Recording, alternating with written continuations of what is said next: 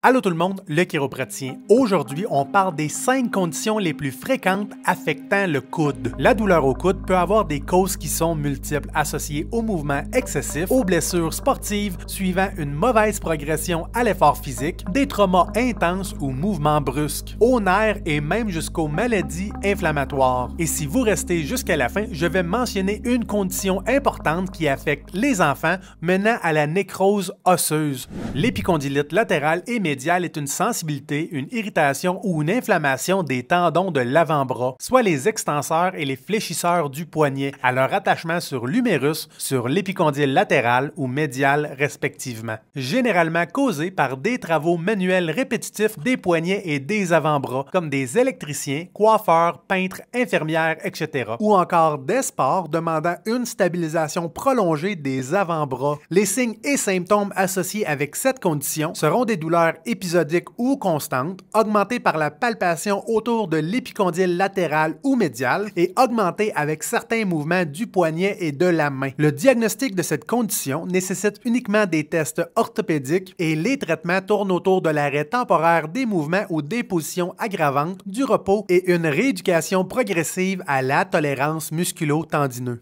La tendinite du triceps ou la bursite olécranienne est une inflammation de la bourse ou du tendon du triceps s'attachant en arrière du coude, provoquée par des traumas directs à l'arrière du coude ou des mouvements répétés excessifs. Les signes et symptômes de cette condition seront des douleurs intermittentes ou constantes avec des restrictions d'amplitude de mouvement, une sensibilité à la palpation et une douleur augmentée avec la flexion et l'extension au niveau du coude. Le diagnostic se fera avec des tests orthopédiques et les traitements seront similaires à la condition précédente avec l'arrêt des activités aggravantes temporairement, du repos et le renforcement musculaire. Le syndrome d'accrochage postérieur du coude est une sensibilité, une irritation articulaire postérieure associée avec des audibles au mouvement d'extension, provoquée par l'accumulation de travaux manuels répétitifs ou encore des traumas directs à l'arrière du coude. Les signes et symptômes seront des douleurs au coude avec l'extension rapide, combinée avec un blocage, un verrouillage articulaire qui sera représenté par une perte d'amplitude de mouvement temporaire. Le diagnostic de cette condition se donne via des tests orthopédiques et les prises radiologiques seront uniquement nécessaires si des souris articulaires sont suspectées et les options de traitement sont le repos et la rééducation musculo-articulaire.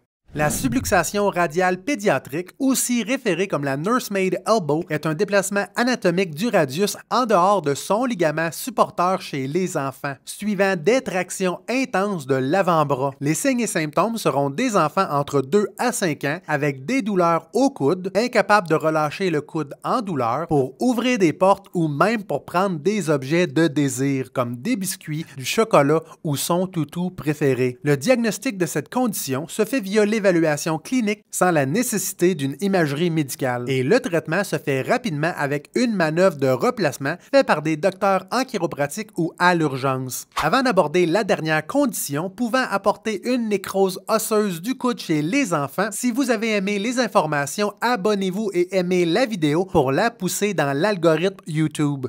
L'ostéochondrite du coude affecte principalement les enfants de 5 à 10 ans pratiquant des sports comme le baseball et est le résultat d'un trouble vasculaire pouvant mener vers la nécrose osseuse, soit la mort des tissus osseux. Les signes et symptômes de cette condition seront des crépitements articulaires, de la douleur et des déficits d'amplitude de mouvement au niveau du coude. Le diagnostic de cette condition nécessite des méthodes d'imagerie médicale comme des radiographies et des IRM pour ultimement clarifier l'étendue de la condition et les traitements appropriés. Cependant, les traitements initiaux sera généralement l'arrêt des activités sportives temporairement, de quelques semaines à quelques mois. Si vous avez des commentaires, des questions, des suggestions, écrivez-les dans la section appropriée. Parce qu'une personne informée, c'est une personne en contrôle de sa santé.